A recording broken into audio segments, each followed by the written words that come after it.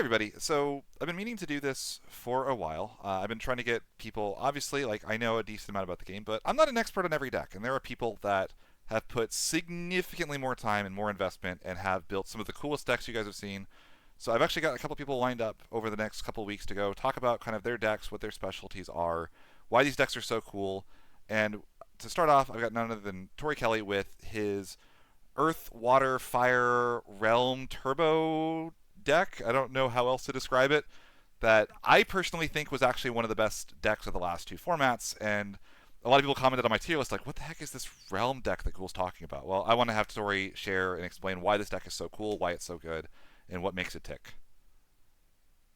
Okay. Hi everyone. I'm Torrey, and yeah, I started playing this game about a year and a half ago, but I didn't actually do my first event until this last year when I went to the Kansas Materia Cup, and I very first tournament, and I brought this deck, and I went undefeated in Swiss. Not this exact 50, but turns out monsters are really good, and it seems like more people are coming around on that with all Turns out the being uninteractable is pretty decent. yeah, yeah, being basically immune to pretty much all forms of removal is kind of broken. So I started working on this specific deck a while back when the key card came out, and that card is the Opus 17 Goblin. In my honest opinion, if you're trying to play a fair game of Final Fantasy, where both players are like trying to like put forwards on the board and attack, this might be like the best card in the game. Um, just being able to, for one CP, play a character onto the board that then searches another character that can either be another copy of that card, which also can deal 3,000 damage, or search a backup, or search haste that draws a card. It's just really good. They all Really, essentially really good. replace themselves, right? It's Yeah, like the yeah, they all just replace themselves. So when this card was first revealed, one of the first things I noticed was that you could play it with the two cards that I wanted to combo it with were Realm and Mira. So this was the first time I think people realized just how broken Realm was when this deck showed up. Was Yeah. like I have a friend that actually like messed with Realm a little bit around Opus 15 and 16. Like he was using it to pull out Blue Worm and Cactuar. Just like draw a card and like have access to Cactuar for like damage based shenanigans. But this was like the deck that I think really put Realm on the map as like maybe one of the most disgusting things you can cast in the game. Yeah. So something I realized when this card was first revealed, right, is that if you could turn one, well, not turn one, but let's just say you have two backups on board, right? They like a class fourth Moogle and like a Princess Goblin, right? A backup that's searchable by Goblin itself, right? You could, for your turn, dull a backup, discard a card, play Realm, trigger Realm effect. I mean, sorry, discard two cards, and then out of the deck summon a Goblin and an Atomos. Then you could play search off the Goblin, another Goblin, play that, untap both backups, search another Goblin, play that Goblin, and then search another Goblin, and then play that, all in one turn. Where's the last Goblin? Which is like you went from two backups So on field to what, one, two, three, four, five, six characters in one shot, yeah, without and with paying what, two cards from hand after so the at the realm. cost, yeah, so at the cost of three cards from hand, we get a bounce, right? Because we have five monsters on board. So Realm has a bounce during the end step. We get a draw and a haste. So really, this only cost us two cards because the cost of the Realm we're going to get back from the Goblin draw eventually. And we got 9,000 damage set up and an Atomos, which is in theory an extra two backups every turn. So off the cost of two cards from hand, we effectively played two backups and developed 9,000 damage and bounced a card. And developed a four that can start dealing points of damage to our opponent. I saw this as I was like, wow, that seems really stupid. And this is like turn two, turn three, basically. Yeah, so you can do that turn two or turn three. The other amazing synergy I noticed when the Goblin first released was that Mira plus Goblin, not only if you're a damage one can you just play Mira to cheat out the Goblins, but also when Mira's on board, if you crack a Goblin, the Goblin does 3,000 damage, but then it goes to the break before your opponent has any chance to interact. Like, it just happens at instant speed.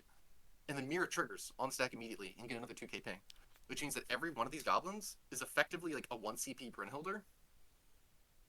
Um, which is just nuts. It's just So not okay. Brynhilder was a pretty meta warping card for Yeah, yeah, basically 4 or 5 sets until they like finally started printing fire summons that are competing with it yeah. for deck space.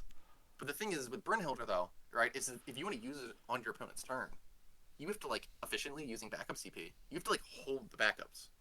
But with goblins, you don't have to. You can just play proactively for the board, and then not actually have to worry about, oh, did my opponent like not actually play anything to the board? Like if my opponent only like develops backups, and like I didn't use my backup CP, like that CP's wasted. But with the goblins, you can just play proactively on your turn, and then on your opponent's turn, like if they don't do anything that's worth killing, it doesn't matter.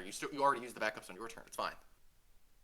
So goblins are just insane, and there's really nothing quite like them in the game. The new bomb that's coming out, Opus 21, is fine, but it has nothing on this card. Like the bomb So doesn't put any cards in hand, and it costs CP to use, and yeah, it's so yeah, basically only like a side grade at best on Goblin yeah. at that point. So like if you're doing it purely for the damage, if you like bomb for the same copy of the one CP bomb, it costs the same amount. But the fact that you have to hold up the backups to do it on your opponent's turn efficiently is like really unfortunate. I think that's going to be the main holdback. Plus, it doesn't let you swarm the field with characters because you only get one bomb at a time from that first bomb. I think that's going to be the two big downfalls for that card in comparison. But so when Opus 17 came out, I did not feel comfortable running Relm and Mira and Goblins like in all the same deck because there just wasn't. Water Fire worked out pretty decently with this, but like Earthfire didn't really have the backup engine And or a lot of the anything. problems with Earthfire as well is that like when they had the multi elements, the Earthfire Legend was Barret. It was an archetypal card and like a Yeah, payoff for that. The common was Arden, which is like fine but not like insane or anything like that. It's not a Sarah Mobius or a Cater or anything yeah. like that that really makes you want to play the combination. What was the hero for Fire Earth back then? I don't remember, but Not good. no, some people actually Oh, it's did Tifa. top. Oh, Tifa, yeah. Some people did top a re-raise with the Realm Goblin Atomos combo back then. Actually, I think they mostly paired it with crystal stuff with Glaciella. I think, Okay. um, which was interesting. But I was running a similar deck myself back then. But then Opus 18 came out, or yes, 18. And Opus 18 gave us just some incredibly busted cards that put the whole deck together in Bosch and Furion. So it's hard to explain just how broken these two cards are. We'll start So with Bosch a little bit, I we'll guess. start we'll start with Bosch. Yeah, so like the thing that comes to mind to me with Bosch was always that the card was kind of boring but very very good. So as it turns out, being able to search like basically any card out of your deck on demand just improves the consistency of this deck like to the moon. There's just nothing that can compare to it. And more importantly, Bosch hits yourself. So when I first was trying to do mirror goblin shenanigans, like there was no way to force your opponent to hit you. Like you only needed to get to damage one, just to get all the mirror goblin plays online. But playing Mira at damage zero just feels awful So you because almost like she would have had to like effectively run a Cactuar, which is not Bosch at all for like a self damage. no. Your opponent has to commit And a forward and like all this other stuff. and then we're also in wind. I don't want to be in wind. Wind has Uh, terrible. no, Earth, the Earth Cactuar Oh, summon. no, right. Sorry, the summon. Yeah, I don't want to run summons. Yeah, I don't want to run summons that don't win the game. I've seen the wind monster cocktail. I'm always thinking monsters. Uh, so Bosch fixed all the problems with the mirror goblin stuff. So you could play Bosch, take a point of damage, search Mira, play Mira, resurrect your goblin. Nuts, absolutely crazy. And then the second card was just crazy. Was the Furion. So what Furion does is Furion gives us a 2 CP attacker that draws a card like the turn he's played with haste. So he just bumps the aggression of the deck up to 100. it's a So like repeatable advantage engine basically. yeah, Like, and the other thing that like people don't realize about Furion essentially has unblockable. No yeah, one will Furion is ever, no one will stand in front of Furion unless they are very sure that like it's not going to do it. yeah. So I've yeah, Furion is effectively unblockable. I've seen people try to block him like twice. It never goes well. So even if you only have Earth cards in your hand, you should still attack with Furion every time. Because A, no one ever blocks him. But B, if you don't attack, it tells your opponent that you don't have any fire or water cards in your hand. Um, so yeah, you attack with Furion every turn.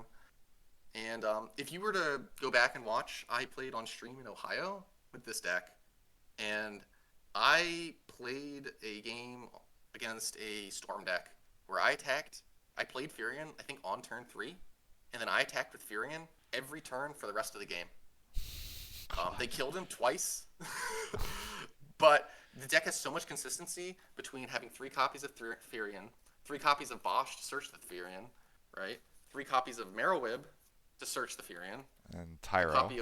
copy of 3 copies of Tyro to search the Furion, and a copy of Joseph, who is searchable off the Bosch, to search the Furion, right? So the amount of Furions you have in your deck, like you're gonna have Furion every turn, especially because once you get your Realm line off the play and you thin like 4 goblins out of your deck, the whole rest of your deck is just gas. Oh, so that's the other thing is that the goblins kind of do is if anybody plays Yu-Gi-Oh, there's a card called Upstart Goblin, another one called Into the Void, and all they do is they draw a card for like some negligible downside, and they are so powerful because they let you run effectively a smaller deck.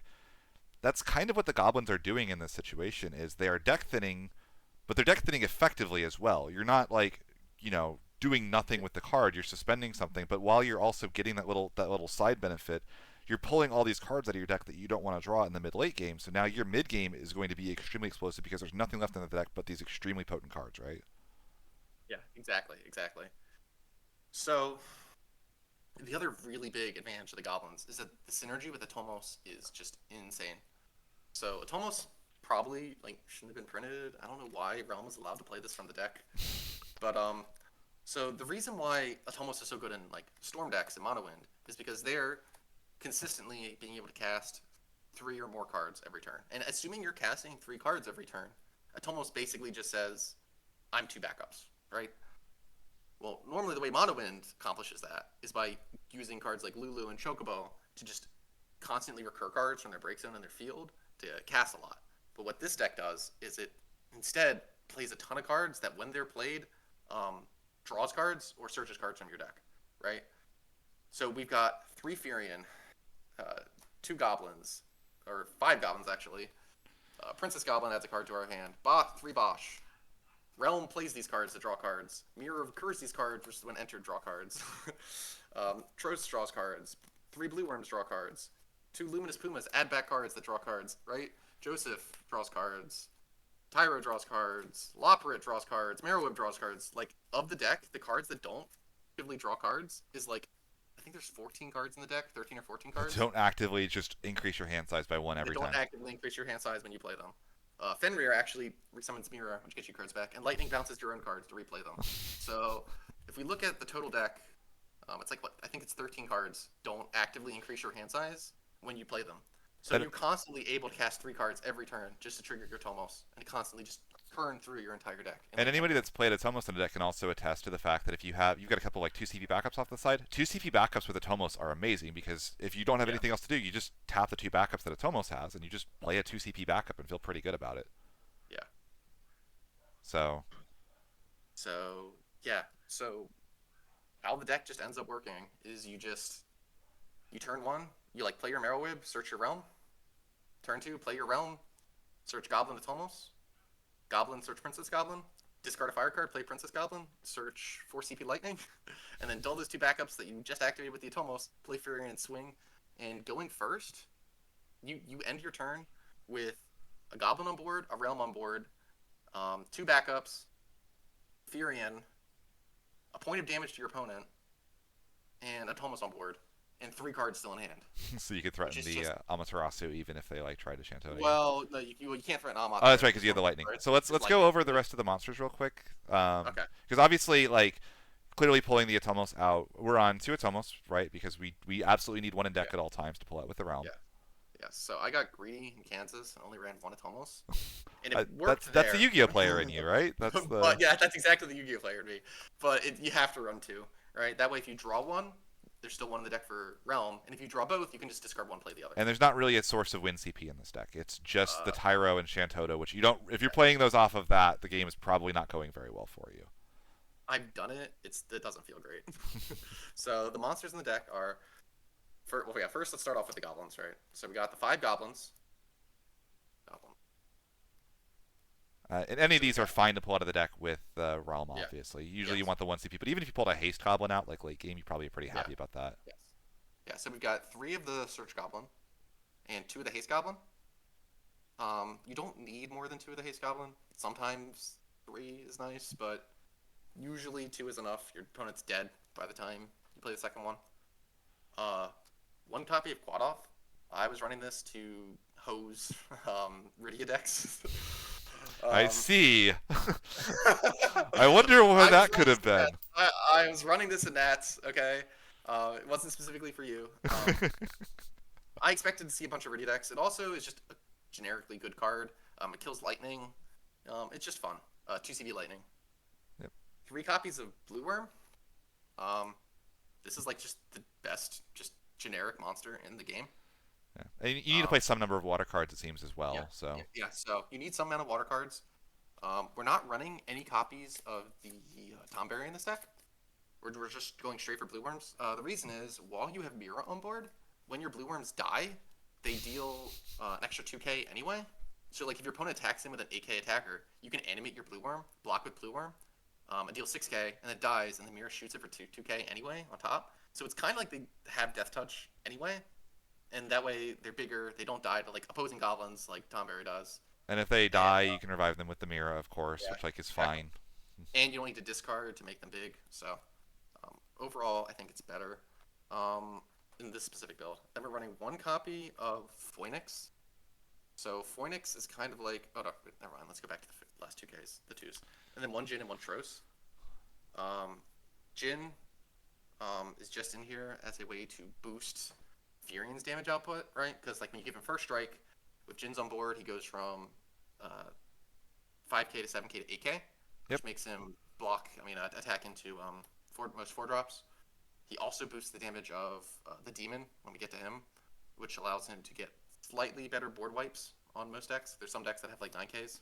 And he's also just like an Um, annoying blocker, I've found too. Like, his main job though is that this deck likes to take points of damage. Bosch wants you to be a damage 5. Jin, Tros, and Atomos all want you to be a damage 3. So like this deck can get scarily low. Like most games, you're hovering around like the 3 to 4 damage mark by the end of the game, and you want that effectively 8k blocker, right? Because especially with first strike, it's really good with goblins, right? Because your opponent attacks him with a 10k, you can block with Jin, deal 3k with the goblin first, and now it goes down to 7k. Jin kills it and doesn't die. So first strike is really good when paired with goblins. That also works with Furion as well. Um, we're running one copy of Tros because one, it's just a great attacker. Often in the mid to late game, when you play your Relm, you'll be able to bring out a Tros and a Haste Goblin out of your deck. And if you're damage 3, you can immediately turn Tros into forward, haste it with a Goblin, draw a card, attack with Tros, bounce it forward, draw a second card, deal a point of damage. got Really bought by great. that earlier today. Yeah. Um, although that case had the Tros already in hand. I hard cast it. Yeah.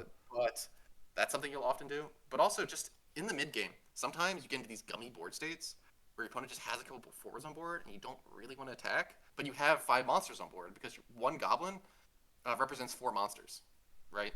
So if you just have Tros, a bunch of goblins, and a realm on board, you can just S every turn. And if your opponent doesn't play anything, Realm's going to beat them to death. But if they do play things, you just bounce their forward every turn with Realm, and then you just draw a card off of it for free every turn.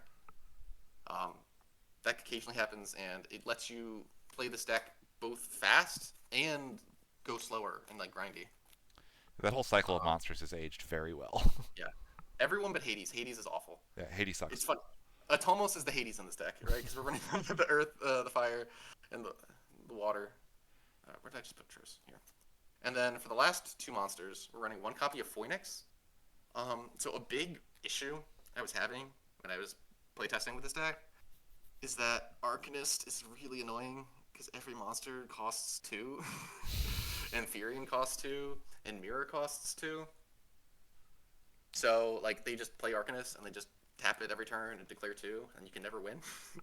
But Phoenix is just so crazy because you just play it and might as well just say 4 CP break something, and then have a forward that's just completely uninteractable for the rest of the game. Right. The fact that you can also cheat this into play with Mira at damage 4 is feels illegal, and the fact that you can, in response to his effect, you can animate him if you have Jin on board and does 10k, and so you can like one shot a Warrior of Light with it. Oh, that seems necessary. Yeah, so there's a lot of cute little things you can do with the Phoenix. Its main purpose though is just to be a really, really annoying um, attacker that's just hard for your opponent to deal with. That's also removal. That doesn't cost two. Does the And then breakstone removal ever really impact you, or do you feel like usually you have like a dead goblin or something you can remove for it? so you usually have a bunch of dead goblins. I have no way to recur my summons, so like all the summons are free. Like who cares about all the backups? I run like 15 backups in the deck, so usually you're pitching a bunch of those for So you can CP, usually combo animate point. them 2 or 3 Yeah, times for basically free then. yeah. So by the time you've animated him 3 times, the game's probably over. So I had never once had any issue. The only time I ever had an issue was my Breakstone got misdragoned. So outside of getting like misdragoned or Matoyed or whatever, unless you get Macrocosmos, you're fine. And then for the final monster, I run 2 copies of Luminous Puma. If you can cheat this into play off of Mira, you're a god.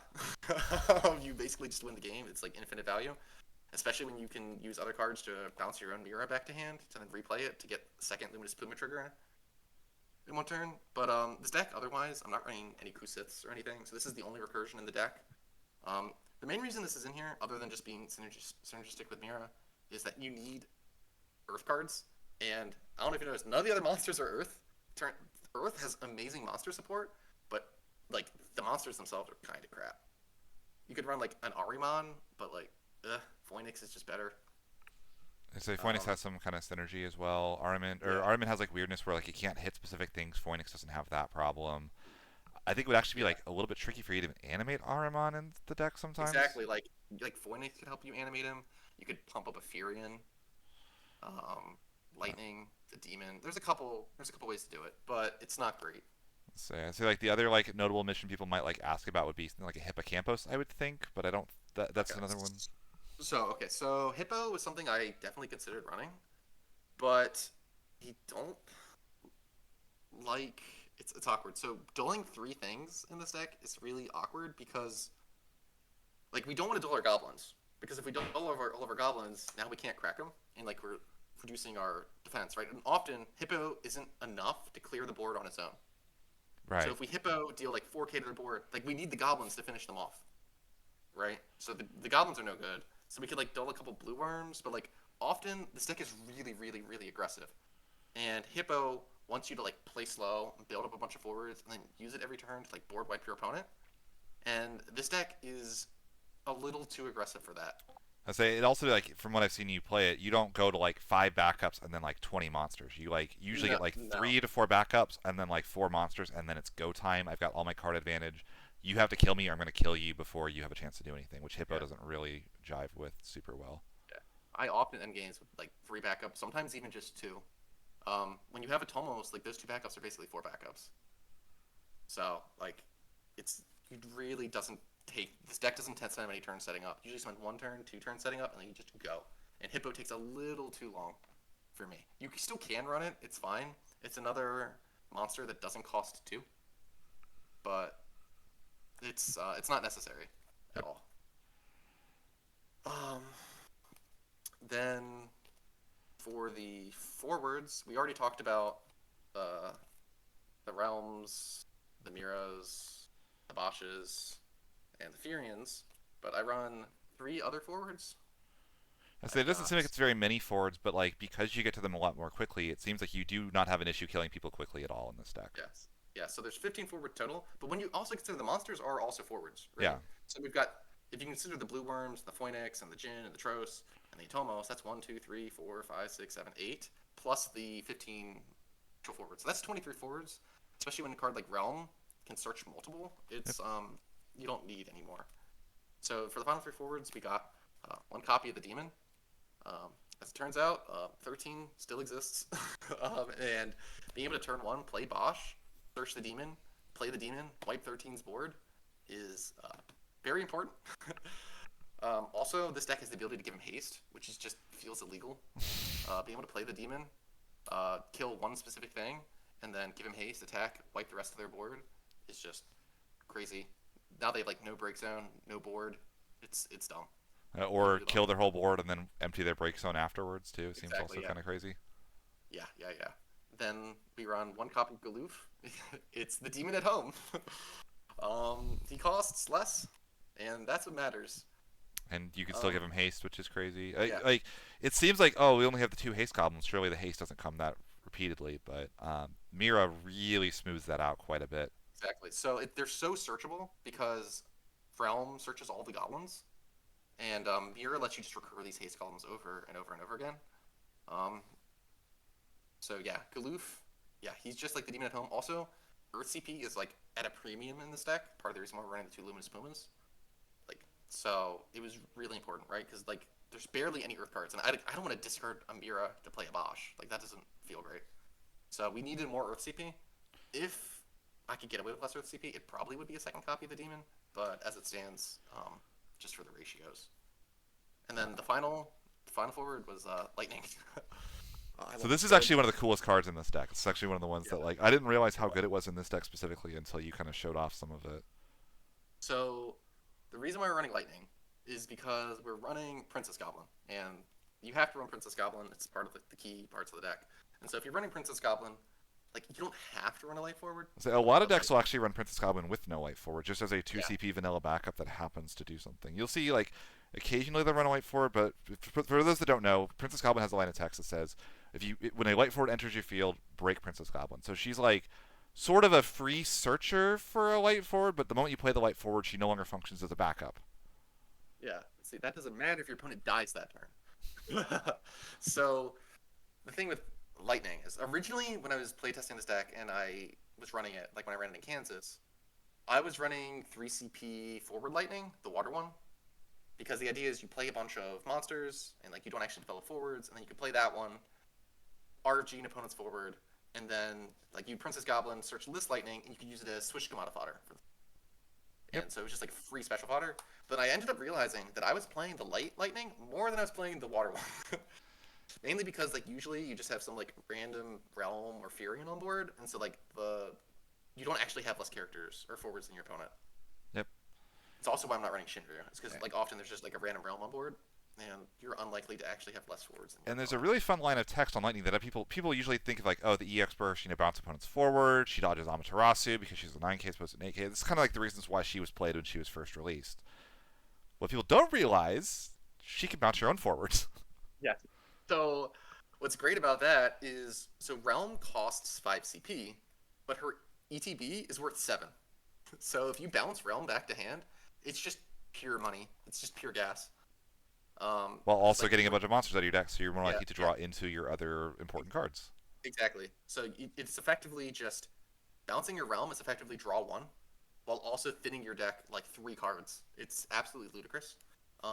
Last week in my Cure Series game, I hit a Lightning EX in the EX damage, and my opponent was playing Ice Lightning, and he had 2 forwards on board and Ice Lightning pressuring me down, and I chose to bounce my own Realm over his forwards, Oh my so god. that way I could replay Realm the next turn. We then ended up, because I replayed Realm, got me enough monsters on board to then bounce his forwards anyway.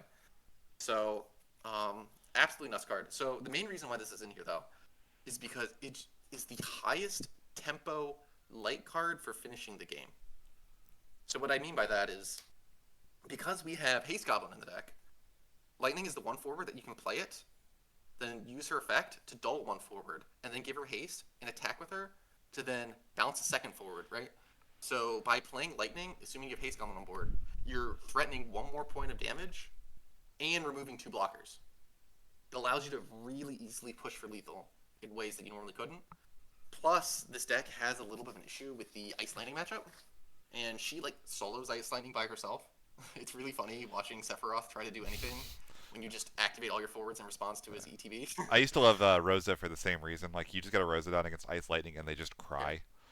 yeah, Like she's just insane tempo because like you play her, you can attack against other aggro decks. You can play her, give her haste, attack with her, bounce it forward. That's one less attacker coming back at you next turn, and then you can activate her on your turn. Go to your opponent's turn, use her effect again to then like dull attacker that they have on board. And so now you, by playing her, you got rid of 2 attackers and dealt your opponent a point of damage. and this is It's also just like just another crazy, use for crazy like stuff. the Atomos CP because even though like we're not Yeah, necessarily casting the third card, it's not uncommon for you to cast 2 cards, get the backups from the Atomos, and then still have value to do later. exactly, exactly, right? Because if you consider one trigger of lightning on your turn, one trigger of lightning on your opponent's turn, you used up all of your extra Atomos CP. Hmm.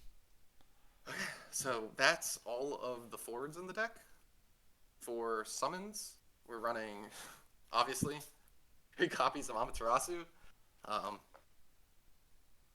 I mean, you Yeah, I have to. mean, we're drawing a gazillion cards and we're in fire. So, so we're gonna fire. We draw like so many cards. Like you are going to see Amat every game. I've had so many people complain to me. Oh my god, I can't believe you had the Amat. And it's like turn 4, and like there's only like 15 cards left in my deck. It's like yeah, yeah, it was gonna be in my hand. And then I was running 1 copy of Fenrir. This was in here because I needed another Earth card, and it does a few things. One is it gives us a way to summon Mira on our opponent's turn. It gives us break zone hate, I mean backup hate against like wall decks, and it gives us a way to remove monsters because this deck has currently no ways to like remove a scale toad off the board, which is like really annoying because the deck likes to like hold a bunch of cards in hand. Because you don't Right. want to just dump your hand every turn because you need to hold cards to be able to like trigger a Tomos turn after turn after turn after turn. So having just a little bit of monster removal is nice. It doesn't come up often. Mist Dragon also fits in this slot. Um, kind Uh, of any Earth Summon. because Relm has a little bit of an Amaterasu weakness as well. That's Yes, yes, yes, yes. So Realm is like possibly the largest Amat target in the game. So being able to Mist Dragon to protect Realm is great. I prefer Mist Dragon for that over something like Cleon because A, I don't want to lock myself out of my own Amats, and B, Realm needs to be the first card you play the turn that you play her, assuming Atomos is what you're summoning off out of the deck from her. Otherwise, you won't be able to get the Atomos trigger. So you have to play her first, which makes Mist Dragon better. You don't want to like play Cleon and play Realm, and then like you lose the Atomos trigger. Okay. So was there ever then any consideration to like 1 copy of Echidna so Realm could pull back an Amaterasu, or is that? that's I think that's a little cope because Echidna, like I never want to discard an Amat to turn Echidna into And a you don't have 4. enough other summons to animate it, so Yeah, it's just it would exactly. be a one-time recovery of Yeah, Amaterasu and not yeah, much else. exactly. All it would do is give us 1 extra copy of Amat, which isn't like I want to kill my opponent, right? So the fact that Echidna effectively can't become a forward is like, eh. Like I don't want monsters who can't become forwards. Fair enough. And then for the backup line, the funniest backup engine in the game, 3 Marrow Web. So normally water fire decks run Sarah to search Princess Sarah as their like backup engine, but this deck is instead running Marrow Web to search Realm to play Goblin to search Princess Goblin as our backup engine, which is very funny. And because we have such consistent access to Realm via the Princess, I mean via Marrow Web, which then gives us such consistent access to Princess Goblin, we can get away with running barely any fire cards in our backup lineup. Yep. So we just have the one Princess Goblin, the one Joseph, and the one Kuchaspel. Um, Q-Jaspel just goes in every fire deck, so that makes so sense. Kuchaspel goes in every fire deck, and because I hate Rydia, and Joseph's in here because when I was originally playing with the deck, I noticed there was a lot of games where I would turn 2 play Merowit, do the Realm Merowit Princess Goblin Furion line, and then turn 3 like I would have no Realm or what's it called? Like I wouldn't necessarily have a Furion on board anymore because my opponent killed it because it's a must kill. And so being able to like use the water CP of Marrowweb to develop something that is an odd cost was really awkward in the deck.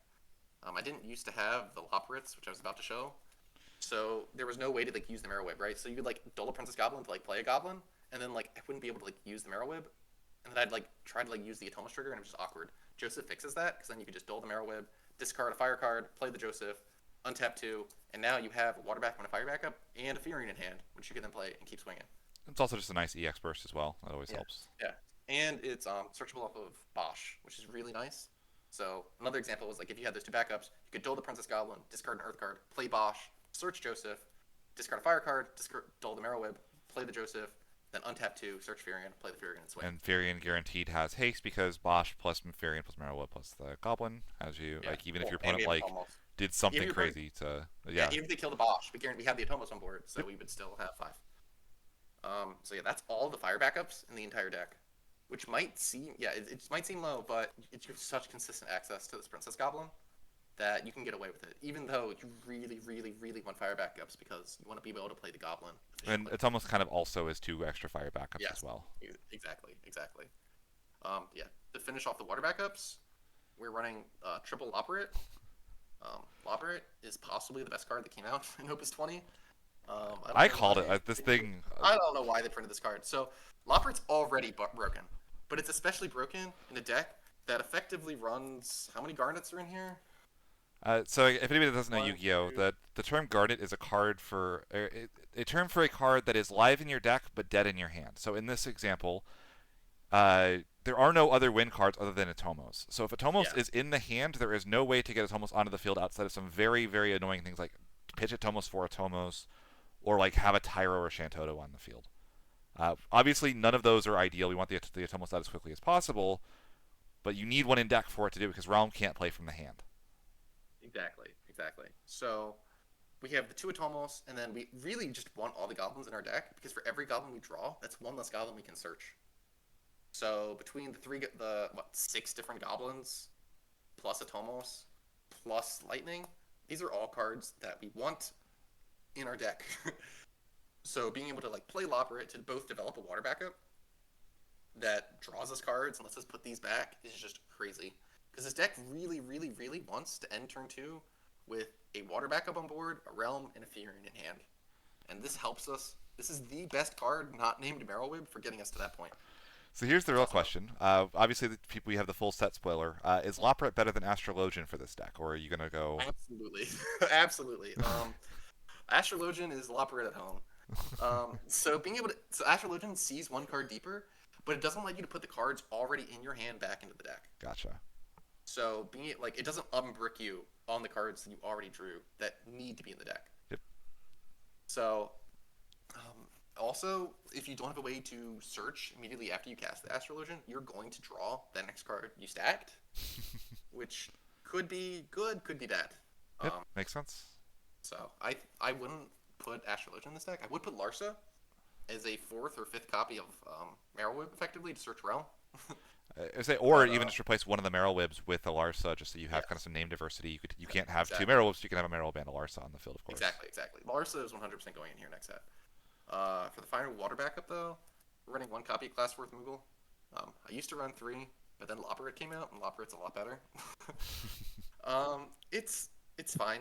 Basically, every water backup in this deck, I'm sorry, every backup in this deck, period, either is a fire backup, or searches Realm, which searches fire backup, or generates fire CP in some way, with the exception of the Loporrits. But the Loporrits are We just so good, you Yeah, the couldn't cut them. Loporrits. Yeah, the Loporrits are too good to cut. So like, Class 4, we really, really, really, really, really want our backups to generate fire CP so we can efficiently play the goblins. Yep. So we gotta. You don't have to run the Class 4th Moogle, but just a little bit of extra consistency. I think as a one of, I don't like to run more than one rather, because like you can brick on the names. Like there's nothing worse than like drawing 2 of them and you're like only backups. And you Yep. have like nothing. You can only play the one. And then for the last backups, I'm running 3 copies of Tyro and 2 copies of Toto. So Tyro is of course a backup that generates fire CP. It also is a backup that generates water CP. So it lets you do the turn 1 uh, realm lines with the realm fury and stuff. It's not Yep. quite as efficient as the Marrow Whip because you discard an extra card to do it, but you can do it, and you still will have enough CP to do everything. Um, he's just a generically good card. We're running 3 colors. We want color fixing. And you're also like, because of the all the drawing and the haste you do, the extra like 5 CP. Maybe you'd really only want to play a 3 CP backup. Isn't as big a deal in this deck as it might be in like Yeah, another slower deck. exactly. Sometimes you're going to end up discarding for hand size just because you draw too many cards, and you don't want to like commit more things to the board because you're just like playing in Shantotas and whatnot. So the fact that Tyro costs so much is sometimes doesn't matter. Like we were going to discard that card for hand size anyway. And then obviously we're running a monster deck in Earth. You got to run the Totos. Actually, we're just in Earth period. You got to run Toto. Um, I imagine in this Torrey, situation, it's probably just like if you can go for game, you can just wipe the yeah, field. Doesn't matter how many forwards you lose if I, they I, also die. yeah. There's often lots of situations where you'll have like 2 blue worms, like a Trots, and like an Athomos on board, and then you just Toto, clear the board, and you have 4 attackers per game. It happens all the time. A Toto is not really a backup in this deck. She's more or less like a summon. She's like Hekatonkyre, but she like guarantees that they die, right? Because like something big might survive a Hekatonkyre, Or like if it's a Rydia, it might not take damage from summons. Whereas with the Toto, it's dead. It's gone. It's So very gone. is there an argument next set for maybe like a copy or two of Neo X Death then? I think you could run. I think I'm gonna possibly try out one copy of Neo X Death in this set. Similar to the what I was saying with Princess Goblin, it doesn't matter if you lose your backups if your opponent dies that turn. Yep. So just being able to play something that wipes just completely your opponent's board is gone. It's just so you can attack with everything for game. I think does have some potential. I'm not too worried about Neo X Death versus this deck because, like we mentioned with the Amats, we're likely just to have Amat in our hand. If our opponent tries to like play Neo X Death, we can just Amat it and then like Goblin it and it's dead, and then we just swing in for game the next turn. Gotcha. But yeah, that's all the cards. It's a Uh, lot of fun. I think this deck is fantastic. It's nice that a lot of the like more expensive stuff is getting reprinted. The Tyros, the Amaterasus. I believe like once those get reprinted in the anniversary box, this will not be a very expensive deck. I believe, which is super awesome. No. Yeah, I think Amat. Yeah, just the Amats and the Tyros I think are kind of expensive right now. So yeah, definitely. Thanks for coming on and kind of walking through the entire deck. And do you have any shout outs or anybody that really helped you with the deck that you want to give some credit to? Okay. Yeah, well, first I got to give a shout out to my roommate, who Chris. He was the one that I like talked through building the deck from start to finish way back in the day. I still remember when I was asking him like, "Hey, you think Furion should go in this deck?" and like stuff like that. Which in retrospect, like obviously he should have been, but yeah, he walked me through everything. My sister, who knows what every goblin does at this point, despite never having played a game of Final Fantasy. Um, my girlfriend for not complaining too much about me disappearing for weekends to play games with the guys. And I got to shout out my boys at Gamers Command, Sam Prime, Brian, John, Rob, Key, Karan, all you guys, other Christian. You guys are the best. It was so fun meeting everyone this year. If you ever need singles, you should check out Gamers Command on TCG Player. Yeah, I can But confirm that one. yeah, I've bought singles from them before, so yeah, yeah, they're great guys. You're gonna get your cards. awesome. But Yeah, yeah, thanks so much. This was like super in depth. I can't wait to have people see this. Also, if you want to see this deck in action, yeah, uh, either just before this or just after this, I'll have a upload of a cure match where I am playing against this on my Warriors of Light deck that I did a deck profile on a while ago, and you could see my deck play through one of its worst matchups. yep, absolutely. Actually, some Pretty fantastic awesome. games though, so definitely worth Yeah. checking out. So, and yeah, Tori, thanks so much for coming on and joining. I had a lot of fun with this. Okay. Yeah. Thanks for having me.